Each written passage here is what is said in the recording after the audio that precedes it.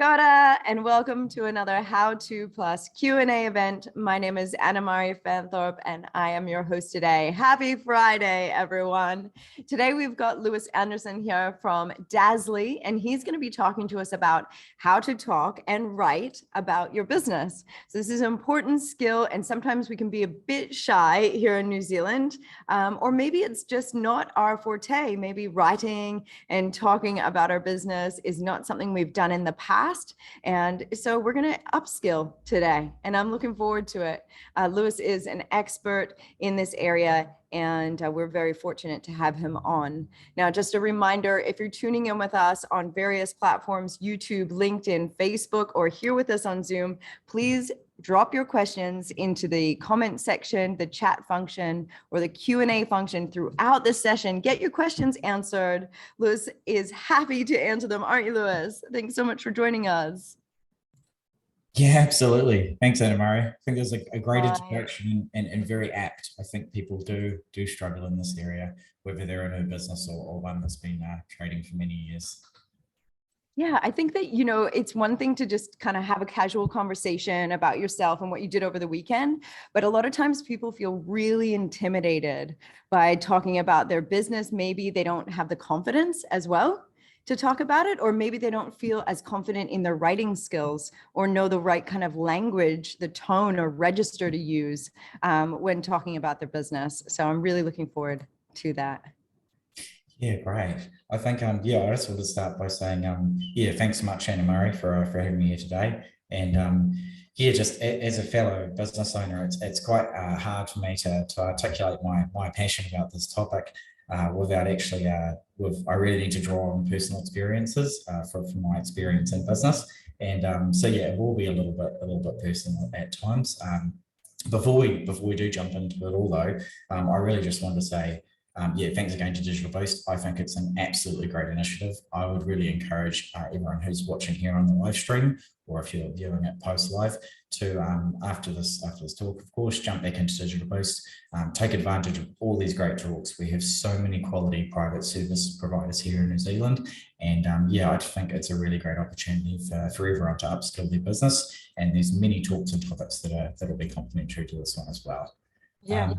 I'm going to drop off. I'm going to let you drive. So yeah, perfect. That's good. I will share the screen. Please let me know if there is any issue on that.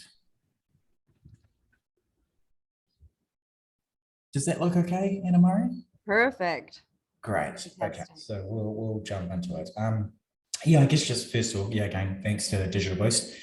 Secondly, just if you do watch till the end of the talk, you will note that there is an 0800 number available, also a support email. Obviously, regardless of whether you're looking to get a website or not, we would encourage any business owner that is having a particular issue in this area to give our support line a call. I will make myself available, as well as many of our friendly staff, to take any questions that you have or to discuss your situation one-on-one if it's something you prefer to do rather than the Q&A here. But without further ado, we'll jump in, and I do look forward to your questions at the Q&A at the end as well. So a little bit about my background. Why should you listen to me? I've got 8+ years in the business of custom website, custom mobile app and software development. I've worked with all sizes of businesses in just about all industries. Spent a lot of time forming a genuine understanding of our clients' businesses.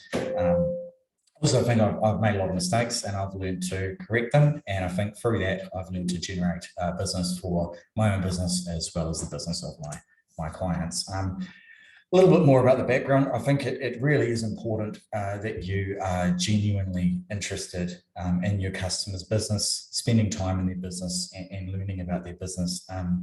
For us, that's really important at custom websites and as well at Dazzly too. I spent a lot of time each week talking with business owners about how to articulate and convey their desired message to their desired customer. And sometimes we're still even figuring out who that customer is. So whether it's writing newsletters or website content or really any type of marketing material, work with businesses of all sizes. So I'm really confident would be interested to hear about your particular concerns as well. Another thing is, don't panic. I think that it is very okay to be uncomfortable talking and writing about your business.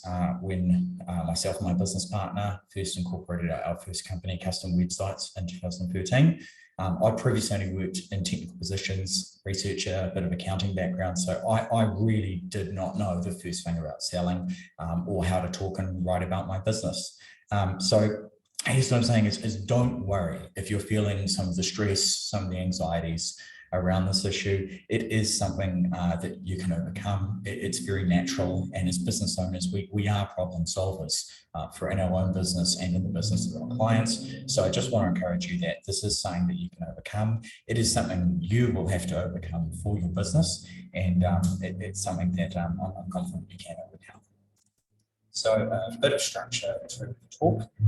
The proposition today, because there are a lot of ideas here, and some of which I hope you go away and think about how they apply to your own business. But I guess the general structure here is that by having an effective way to write and talk about your business via a medium, in this case, a cold call script or an elevator pitch for talking, and in the case of writing, a website, obviously with some visual aid as well, and that will help you create a quality first brand impression. So I'm going to start by asking some fundamental questions, questions that you should take time to reflect upon and think about for your own business. And next, we're going to dive into a cold calling script that has helped myself and my team in the previous business acquire many customers. And we're going to really focus and drill into the hardest part, which is that first introduction, those crucial first seconds. And then we're going to run through some example websites and some example content just to discuss how text and writing can be advantageous to convey the right message to the right customer. We'll touch on some fundamentals again, we'll do a recap and then to Q&A. So when do we need to write and talk about our businesses? Essentially, we need to write and talk about our businesses any time that we represent our brand. So while there are a number of things here, emails, marketing material, page content and articles for websites, networking events in person, or in these days perhaps a bit more digitally, your newsletters, whether it's print or digital, product information sheets, your reception area takeaways, cold calling scripts, mission statements. There are so many opportunities for us to communicate our value proposition of the business, and these are just some of them. In this talk, we're going to again be focusing primarily on cold calling / elevator pitch and websites. So again, the proposition, quality website and a quality cold call or elevator pitch will lead to a quality brand representation for your business, online and offline, text and voice. And really this professional representation need only really take a good investment of your time. It need not cost the world. So especially in your first years of business, referring to the great resources here at Digital Boost, referring to this talk and putting in your own time and effort will pay dividends in the long run as opposed to outsourcing. So again, whether you are a product-based businesses, whether you're a service-based business, whether you're business to business, whether you sell to residential consumers, I think the ideas expressed in this presentation will be valid regardless. We consult clients in every configuration of the above. And I think the truth is that while the advice and the ideas are valid across all of these, the way that you would implement them and actually go about doing them and attaining leads and ultimately customers is very different. So for example, if you're a product-based business and you wish to get your product placed on a very large supermarket shelf, the way that you would go about doing that would be very different than acquiring a customer in another area. For example, perhaps an in-person, very short, concise infomercial style presentation where you directly convey the value proposition to the target customer, and then of course show them why your product is better than those that are currently on the shelf. Another example, product-based example, would be if you were selling a flooring solution, an innovative way of doing that. To perhaps you want it to be specified by architects in an architectural firm. You could have a very nicely designed box made up. You could place a piece of your flooring solution into that box and have it personally signed, courier delivered to the lead decision maker in a number of architectural firms in your local area. Of course, you would follow that up with a call to turn them into a lead and ideally a prospect. By having them receive that piece of flooring feel it, feel the fitness, feel the quality of the product, it will make a much greater first impression, a much more effective way of bringing to the table and discussing subsequent business. So you have to be a little bit innovative about the way you go about these things as well, but fundamentally the ideas are all the same. So one question you should ask yourself, excuse the lack of question mark, is what is my business? So it might just be you might not have a brand yet, you might not even have customers yet. This is a situation that people find themselves in when they first start a business. And there's many different things to think about, but one thing that I really think is time-tested advice is that if you are a sole trader or you're a service provider and it is just you, I would really recommend that in the short term, just to make your life easier and things much more straightforward, that you sell yourself, your story, your personal qualities as the brand, and talk about that rather than a larger business. You need to build a fact-based, genuine story based off your life and your dedication to being a quality professional service provider. This will be a much more straightforward way to give you a value proposition to new customers in the earliest years of your business. And you don't have customers yet. It's not really the focus of this talk, but just a small tip would be, offer a free trial service in exchange for a testimonial and attempt to convert it to a paid customer down the track. Who is my customer? So again, you're in your first year of business. It's very tempting to say anyone. We're struggling. We would really like any work. And I think you really, really have to try and avoid this. The way that you position yourself, and that's by putting across your first impression, the way you talk, the way you write about your business, it really means everything. And it's in addition to the visual first impression as well. And I think it really means a lot about how people will perceive your business. So just again, there are some other great talks on Digital Boost about this, but just a very quick summary, things to look for and what is a better or a more desirable customer would be that they know they have a problem and there's an urgency to solve it. They know the problem causes them pain. They recognize the pain. They ask good questions and they seem interested to understand more about your service. They're seeking quality professional service provider and to look for a relationship as opposed to just a one-off job. And that while they will care about the price, you'll find with the most desirable customers that it's a fourth or fifth tier consideration and that the other aforementioned factors are far more important. As opposed to a less desirable customer where, for example, they'll want to know the price before even actually understanding the product or the service being offered. They'll generally not listen or take on board any information about differentiating factors of that product and service and what makes you different. Generally speaking, they only seek out the cheapest option and they're extremely reluctant to cover the cost of any uncertainties or costs incurred as a result of the job. And I can just take a point to say here, if any of these things under the less desirable customer sound familiar to you, please reevaluate your relationship with these customers. In the long term, I've found that customers that have these sorts of traits are generally less profitable customers in the long term. They'll slow down your ability to scale your business, and in some cases they can even bring the morale down, which is no good at all. I just want to say that if you're here on a Friday morning trying to better yourself, trying to upskill and trying to improve your business, then you really deserve to have great customers. And I think that you should really be careful when you prospect your customers, and then you can have great business relationships which last a very long time.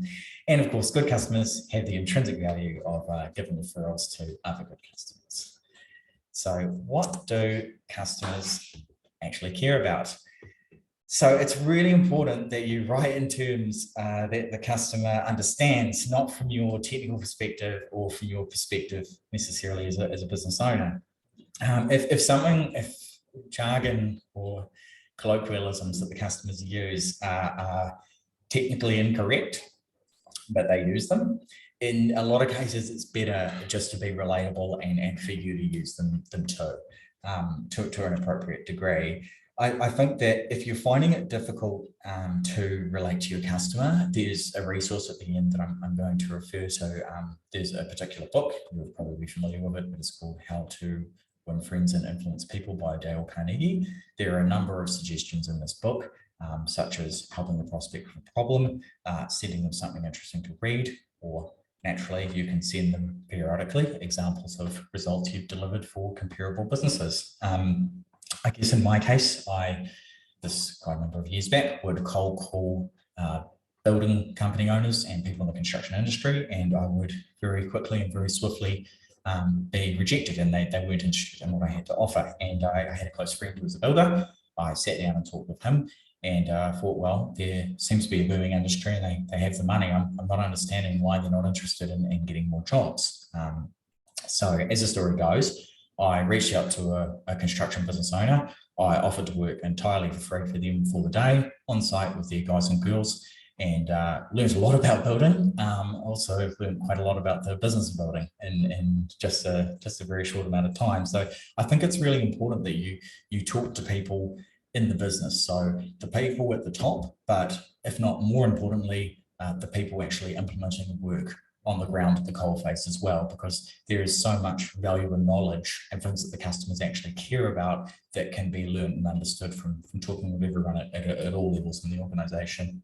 In our case, it was good stuff. It was character building, and I learned a lot. So for example, builders in Auckland, they don't need a website to get work. There's tons of work, but quality builders need a quality website to showcase their work. Why? Because they're quality builders, and showing excellent photos reflect that. Can they charge more for their work as a result? Absolutely. Does it look good on government tenders for medium to larger providers? Yes. Do they like to show off their websites and their projects to other business owners that they partner with? Yes. Do they want to represent themselves as distinguished professionals amongst a field of cowboys? Yes. Builder owners care about building. And if you learn a little about building fundamentally, or whatever industry it is you're targeting, you show the respect to them, their knowledge, their craft, and the things they care about. It will open a lot more doors from you than just repeating a particular approach. It's really, really important to have a genuine interest in understanding the business of the customer that you wish to solve problems for. It's very, very important to position yourself as an expert in the service you provide for a given industry. Again, this applies to products as well. You just have to appeal to different values or customer demographics. We've won more clients taking this approach than any other approach. To be relatable to them, we bought high visors, hard hats, the boots. We want to muddy them up a bit, and made sure that we visited work sites constantly. And this really reflected in how we interacted with the business owners and how we acquired customers and established ourselves over a number of years as a professional website provider to the construction industry. B2B and B2C have different considerations here, but I think it's really important that you just be innovative in how you go about finding the answers to those difficult questions. Why does this all matter? A good brand, good copy, and a good way of conveying your message as a professional service provider encourages repeat business from quality customers who value your service over the bill. The same actions visually and otherwise will also repel less desirable customers who will look at these things, and on the face of it, the beginning and the end of the consideration will be that it's probably going to be a highly priced service. And this is good because these are the customers that are the less desirable, and you may not want on your books anyway. But brand, visual, text, speech, it all matters, and so it's all very important. And I guess just a small point, perfection is uneconomical. So chances are you simply don't have the economic resources to achieve 100% perfection in all of your content. I think it's very important to remember that, generally speaking, when you're putting something out there in your marketing material, it's not a contract that they sign on the dotted line. It's a representation of your business, and then subsequent consulting can get to the particulars of what you will offer. I think it's really important that you focus on producing quality content that your customers want to read, and that other people that can refer you customers will want to read. This is the most important point, as opposed to making sure it's as perfect as the Mona Lisa. So let's jump in on the talking side to a cold calling and elevator pitch. So just before we do, I had this problem myself, being from a technical background, and many of the business owners do, whether you're from a technical background or not. But it is really important that if you are from a technical background and you're a business owner, you must learn how to sell. You must not be afraid to put yourself out there and be a little bit more aggressive, or better word, assertive. You won't offend people if you're respectful of their position and their time, and if you genuinely believe that your product and service adds value to their business. If you genuinely believe and you genuinely know that, then you are doing a service by reaching out and contacting them. Tens of thousands of cold calls. I can assure you that the number of people that I have offended, I can count on one hand, and these people were not from the most desirable, the customers regardless. I think at the end of the day, the vast majority of business owners, from sole traders through to very large multinational companies, they understand that if you're respectful of their time and you're a quality business provider looking to make a partnership, will be interested to hear you out, and they will appreciate it as well. So let's actually jump into a pitch. So what's really important is that you have a clear, concise, either elevator pitch or cold calling script that really conveys the value proposition of your business in about 30 seconds. You need to be professional and respectful, and hopefully this is useful and interesting to you. So in the first business, again, custom websites, when we do cold calls, as the business owner, I would typically start the conversation. So of course, we'll go through the receptionist and the gatekeeper respectfully. And when I'm passed to the business owner, I would, on the phone, for example, say, "Hi, my name is Lewis. Have I caught you at a good moment?" Because of course, the customers are always run off their feet. They're not just sitting there twiddling their thumbs, the good ones anyway, waiting for your call. So you must be respectful of their time. I can see you've been in business for over 26 years, because of course I have researched them prior to calling. I've been looking over your website, and while I like the fact that you've got a lot of variety in your engineering projects and a lot of photos, I really feel that overall the website doesn't represent your business. Just challenge yourself. And generally they're not used to that, especially like Anna Murray referred to, the Kiwis can have quite a passive approach towards these things. So we'll give a quick pause, because of course they may want to interject and they shouldn't feel too pressured, but in my experience, generally they won't. Currently, the photos are difficult to view and the website doesn't work on mobile devices. I started my own business 4 years ago. We help Auckland businesses with their websites. We correctly represent businesses with a strong visual appeal and build a long-term marketing asset as your website business partner. If there is a convenient time for you this week, would I be able to visit your office and learn more about your engineering operations? It's very straight to the point. It gets right to the moment where you're attempting now to get an appointment for a sales presentation in their business. Now, chances are you'd be surprised that a decent number of people will give you that sales appointment. However, of course, the majority will object, and it's important that you hear their objections, because to understand the objections to your sales pitch, and then to understand how to alleviate these objections and obviously overcome them, it is very important, learning how to win business. So if you can be brave enough and get this far, you will learn so much about how potential customers will view your service in your initial introduction.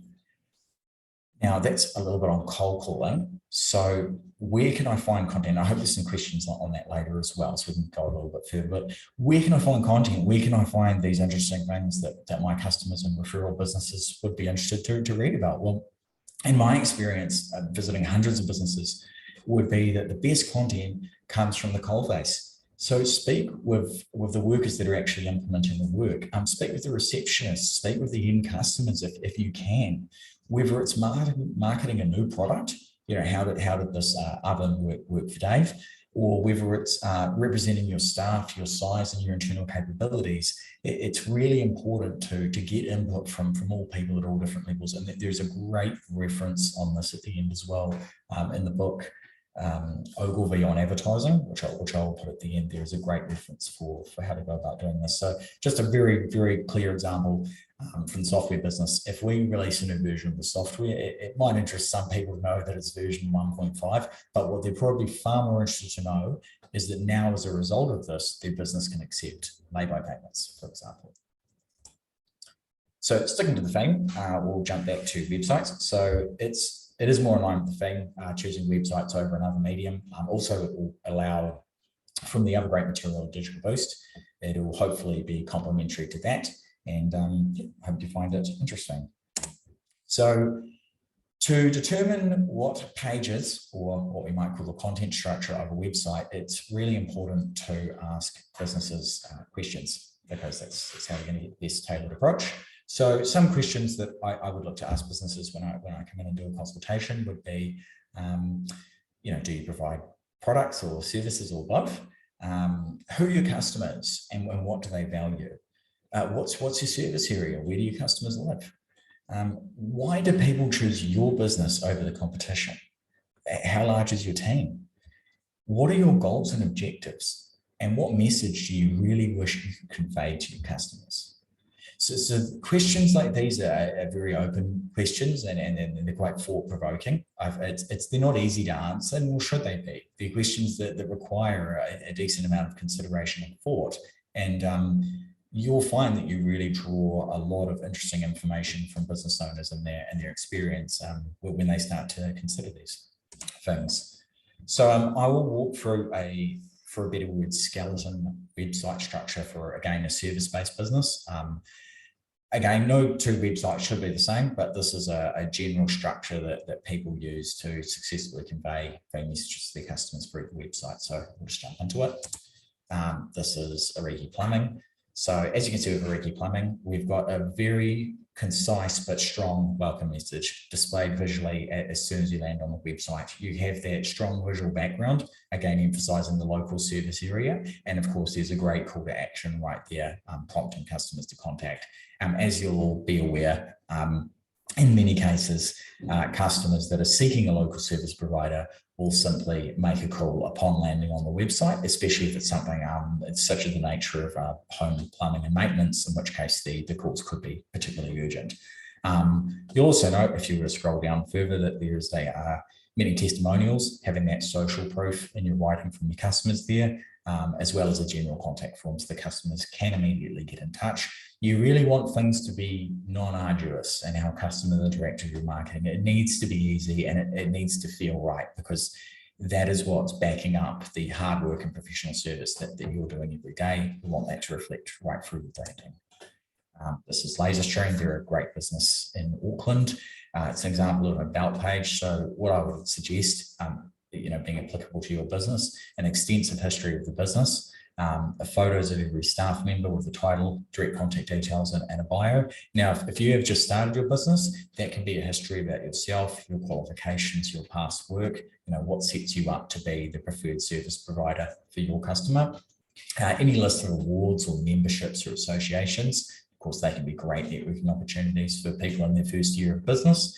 And any team photos, anything that will reflect the company values, sustainability, great corporate culture, whatever it happens to be, this is the page for that. Next, we'll just look at an example of a service-focused page, in this case, renovations.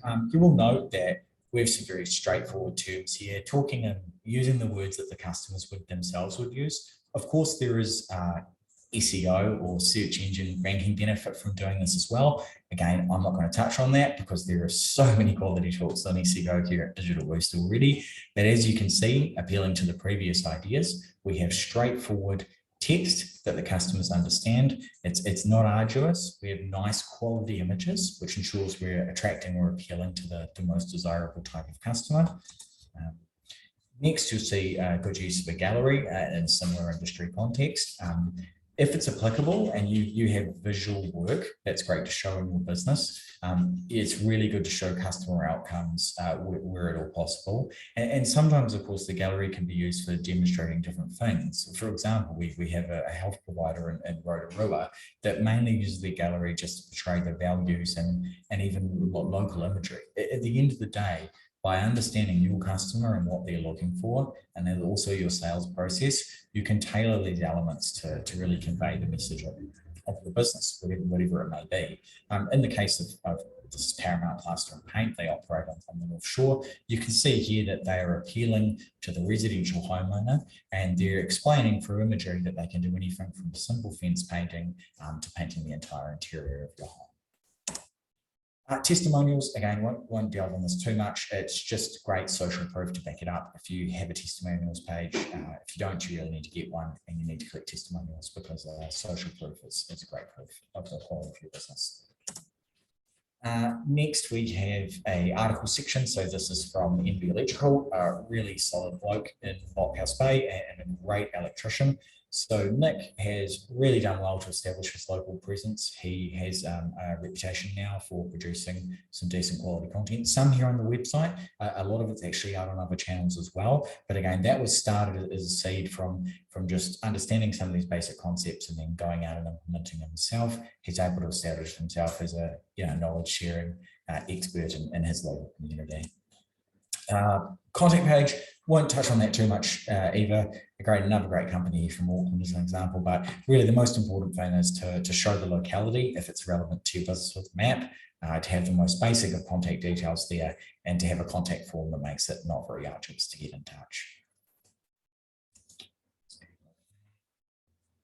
Right, so reiterating some of the main points, excuse me, just doing that, reiterating the main points. So be open-minded about your content, your audience, and what they might find interesting, and be brave as well.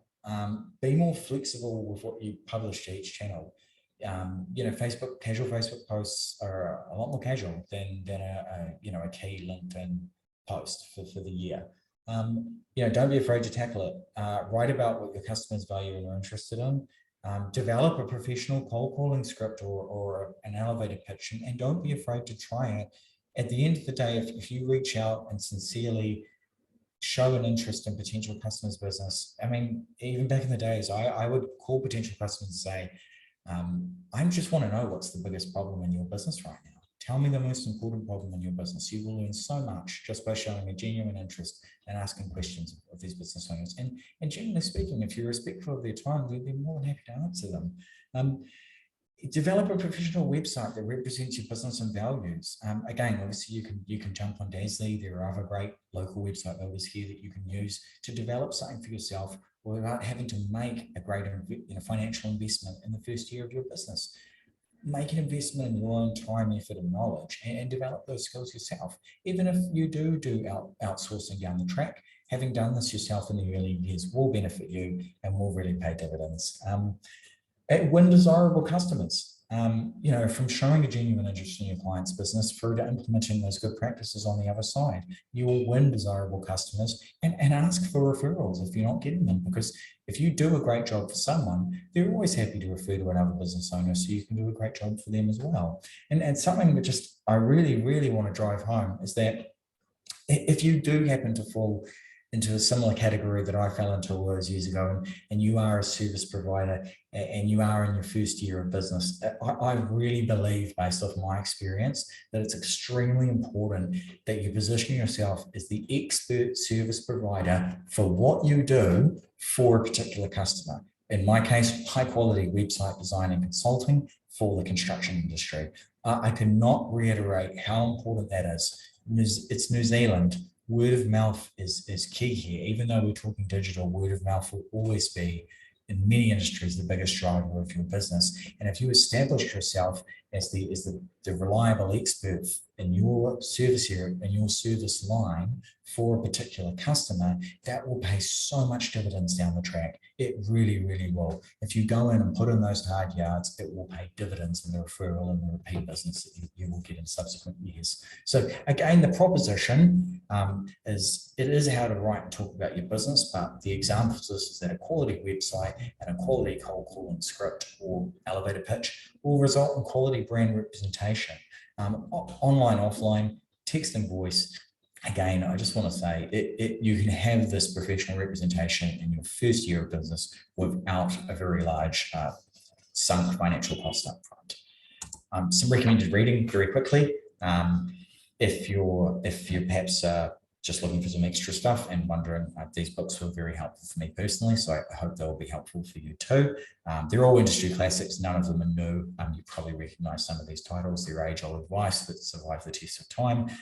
In my first year of business, we could have never afforded a full Marcom strategy and marketing consultant, but I could afford a hard copy of these books, and I still have a hard copy of these books today. I even give them, not my copy, but we as gifts to clients, because I think they convey so much value to business owners in the particular area that you're looking for. For example, the overview on advertising is great for general writing, marketing, and copy. The how to influence and influence people is excellent for consulting, appointment setting, and sales presentation, amongst many other things. And the third book by Brian Tracy is really good for your sales presentation and for contract closing. Now, not everything in all of these books is going to be relevant to your business, but the point is that you make the time and the investment to read them, and you take the nuggets out of them that are good for you, and then you learn by implementing them in your business. So yeah, just want to say thanks again and really open the floor for any questions, and also just to say that I'll be available over the next couple of hours along with some of our friendly staff. If you would rather give us a call on the line, if we can't take the call right away, we'll come back to you. But we're more than happy to discuss your specific situation and give you a little bit more tailored advice. I know this was a little bit more biased towards service providers as opposed to product-based businesses. But again, regardless whether you're looking for a website or not, please don't hesitate to give us a call. We'd be really happy to chat about your specific situation and answer any questions that you have.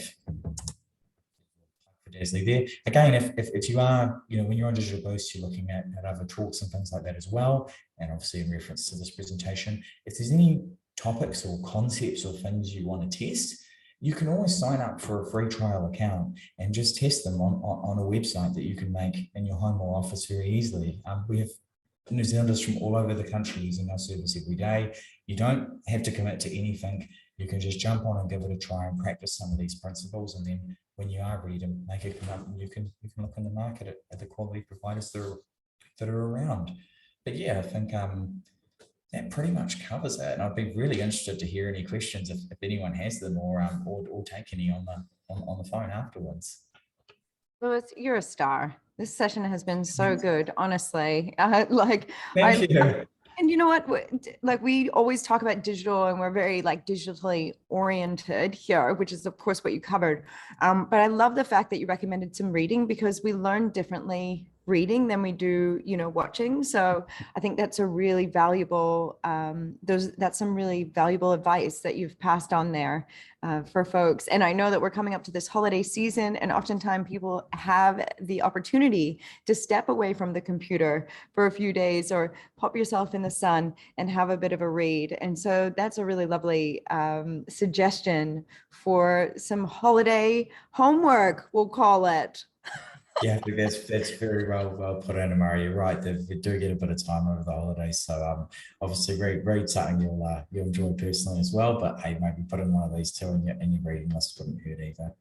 Yeah, I love that. And you know what? We actually are going to be doing a whole bunch of sessions in-house with the team to, I'm just waffling on, people are typing. Good. This is good. I just give people a chance to type. But just as a reminder, we're actually going to do some in-house sessions the very last week of December, from the 20th to the 24th, on how to prep your business if you are closing down in between that period between Christmas and the New Year. What kind of things that you should do in your business to make sure that your customers are well taken care of if you are taking a break. Now, we've got two questions. One came through a little bit earlier from Lou, and it was, can they get a copy of these slides, please? Is that possible? Absolutely. Please reach out to the supporting email. I'm happy to email them to you directly. There'll be some notes as well. Additionally, I'll supply a copy of this in various formats back to Digital Boost, so it can be made available via the platform. But no, please, I'm very happy to. You're a star. Thank you so much. So, and then would you recommend consulting business to do a cold calling too? Sorry, just so I understand, it's someone with a consulting business and you're considering using cold calling to generate business. Yeah, absolutely. Couldn't recommend it more. If you'd like to give some more context to your business or your service area, I'd be happy to like what kind of consulting do you do, but I mean, any consulting, I can't immediately think of an example where direct sales via cold calling wouldn't be beneficial. The only thing that comes to mind is perhaps something, for example, there are some property valuers in the market that are contractually, there are certain business situations where you wouldn't be looking to cold call people in industry, but putting those to the side, generally speaking, if you're a consultant or doing consulting, I couldn't imagine a case where generally it wouldn't be beneficial. And again, please don't hesitate to call the 0800 number if you'd like to talk specifics one-on-one. I'm more than happy to have that conversation. Okay, perfect. Perfect. I'm just checking. I know that I look like I'm looking all around. It's because I have to actually go to each platform to check for questions. Oh, sure. No, great. So that's why I'm like, oh. Okay, so another question here. If you're wanting to find new work and have never had any work in that area, i.e. kitchens, okay, I haven't had any work in kitchens either, Dean. So could you purchase photo? Could you use stock purchase photo or wait to get work and use those photos? Yeah, it's a great question. So from a technical point of view, there's some SEO things that come to mind, but I won't dwell on that too much. So it's a good question.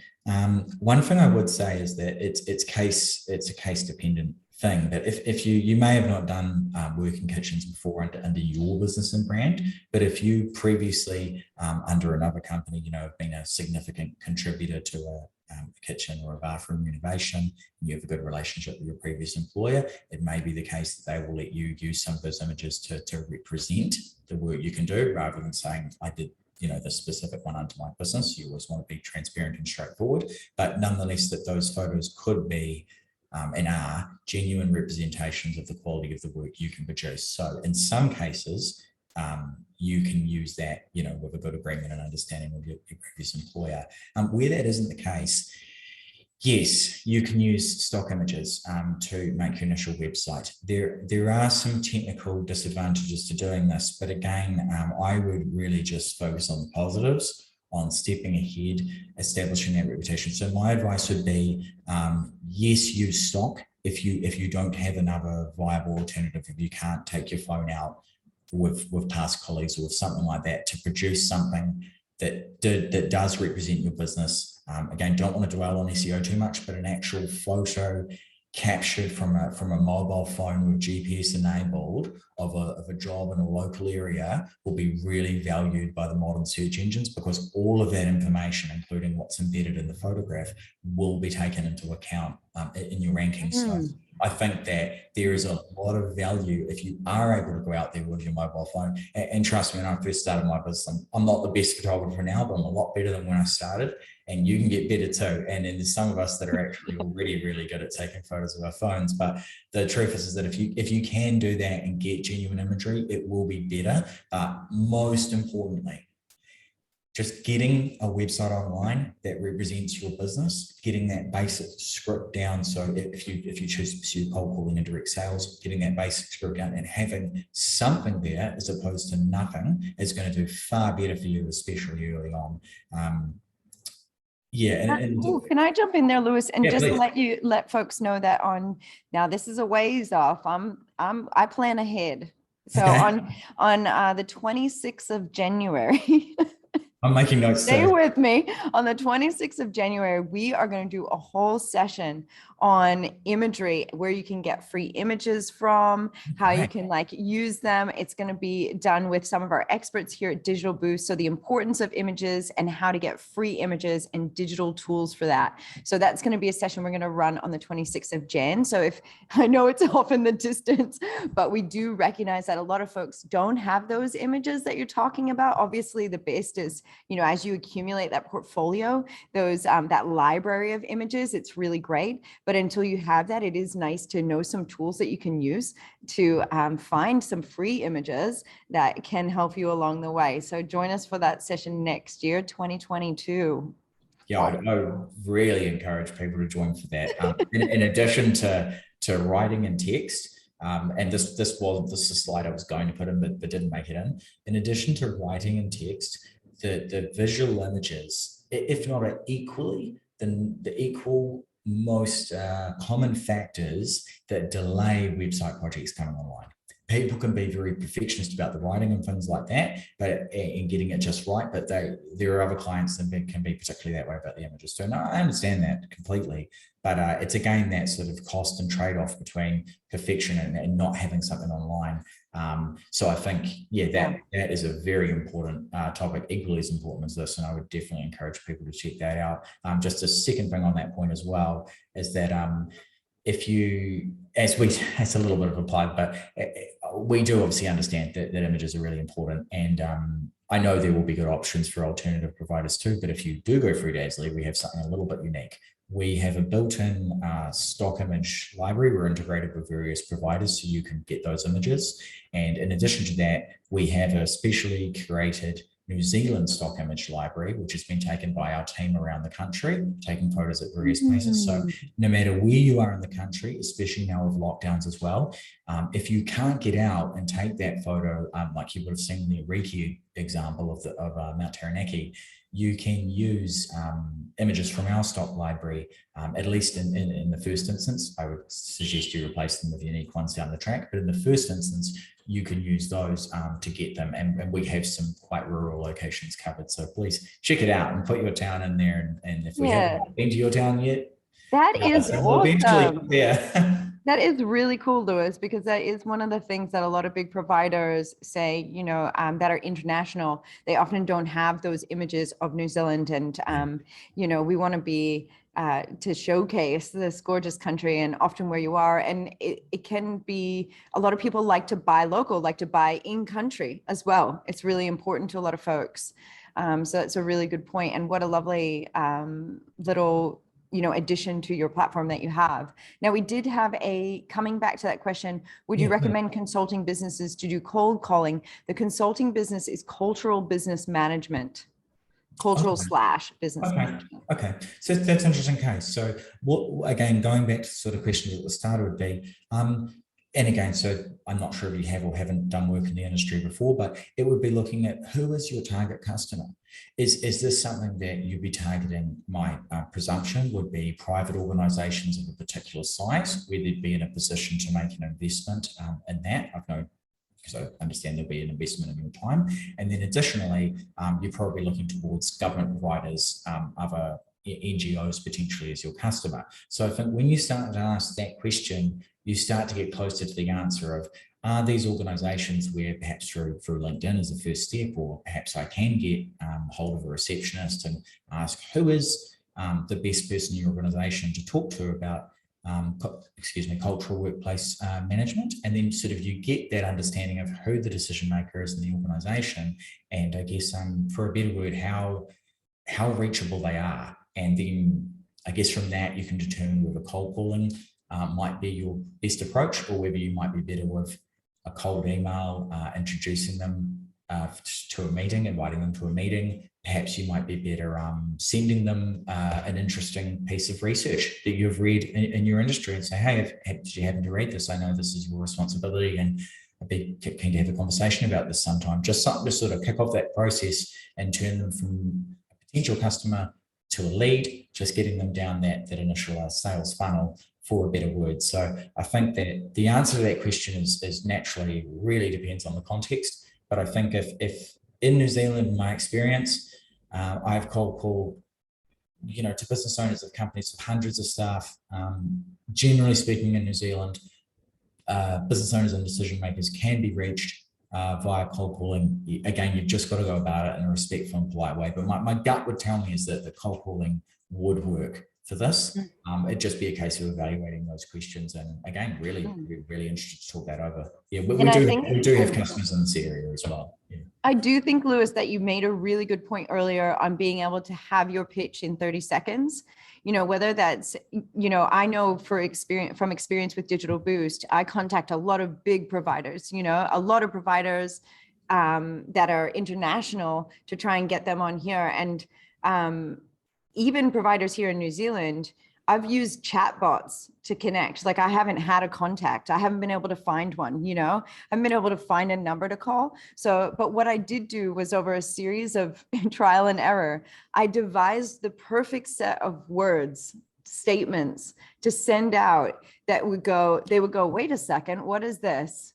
oh, I want to, and like think about the wording that will draw them in, make them excited about what you're doing. And I've had such great success with that, but it took a while to hone in on the right set of words. And that only came with doing enough times, doesn't it? Like you may, So you true. might. It's so true. I mean, Yeah. it's so true. I just another note that I'm not sure if it made it or not, but is that script will have come across as probably quite prompt, like some people may call it slightly aggressive. I prefer to use the word assertive. The truth is that just like in your case, Anamari, it's a script that was developed over trial and error and frankly over a ton of rejection. It's the script that we developed that produced the best results. And we want to produce the best results because we want to help as many people as possible. So it's I think that it really is trial and error, but I think again that you don't it's not the script that we originally started with. Like I said, it's from a technical background. I didn't have the sales experience. I actually initially started with a much longer opening line and quickly found that to be not desirable at all. One of the first industries we called were mechanics. And I can assure you, they didn't have the time of day or the inclination to listen to things that were going to take them away from the workshop. So again, it's just these things from trial and error. You'll find out who your customer is, and you'll develop better scripts and better ways of converting them to a lead, or in your case, establishing a partnership with a quality digital provider. Yeah, I don't like this has been really poignant in the way that you've laid this out. I think that, selling your business, sales is not a dirty word. It often seems like a dirty word. I feel like we've been conditioned that it's a dirty word. But in reality, your business has value. So let people know if you really feel like you could be of value to this organization or this customer, don't be afraid to approach them, because I mean, they're probably looking for that solution.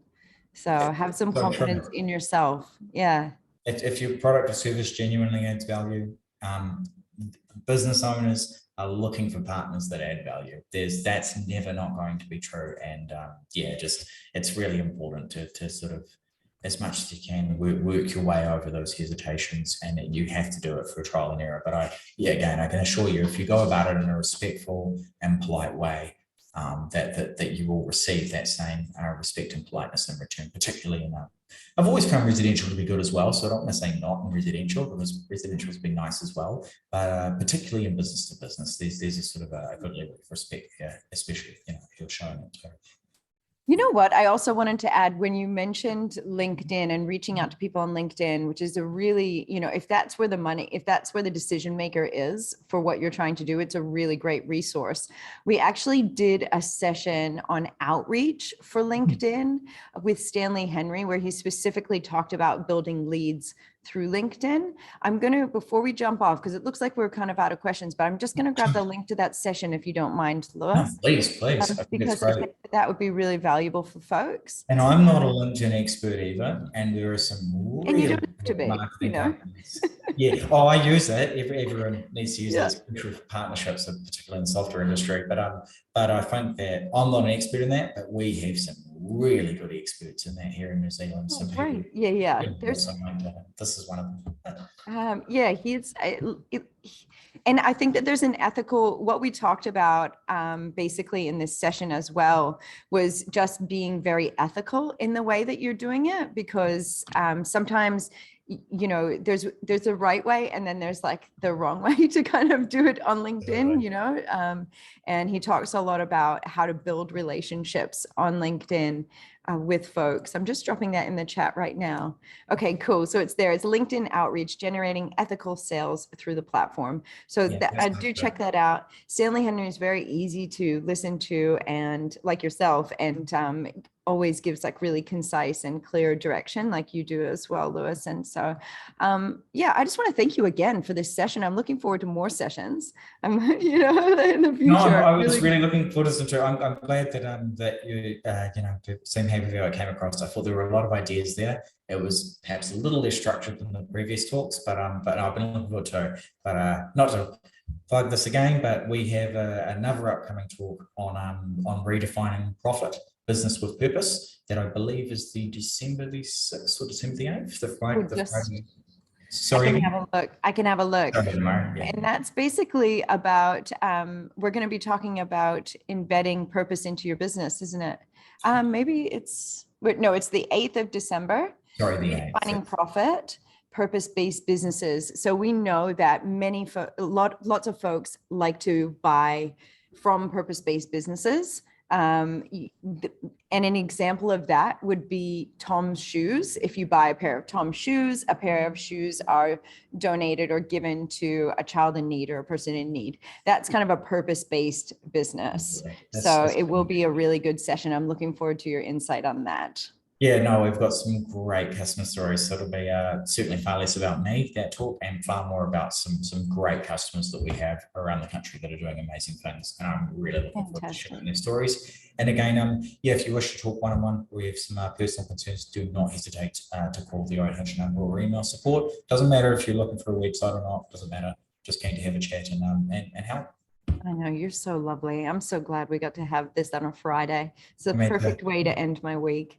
Everyone have a wonderful weekend, everyone. I hope you take care of yourself. Remember, if you are experiencing any mental health challenges due to the lockdowns or just the nature of the beast at this time of year, you have access through Digital Boost, being a registrant, to Clearhead, which is an app that helps with mental health.